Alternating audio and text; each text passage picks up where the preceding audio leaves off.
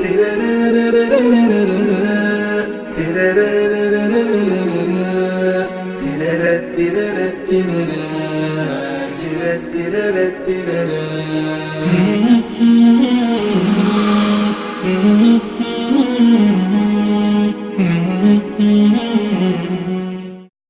الله الرحمن الرحیم. استاد اومد یه خط کشید رو تخت سیاه و گفت که بچه ها کی میتونه این خط رو کوچیکش کنه، نه بهش دست بزنه و نه با تخت پاکن پاکش کنه. بچه ها مونده بودند اگر ما میخوایم این خط رو کوچیکش کنیم باید یکی از این کارا رو بکنیم.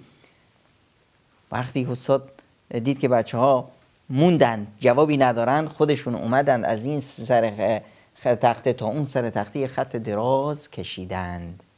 الان با وجود این خط دراز اون خط کوچیک خودش کوچیک شد و فرمودند که بله راه ما راه اهدنا الصراط المستقیم هست. راه خدا یک راه بی نهایت بزرگ و مستقیم هست.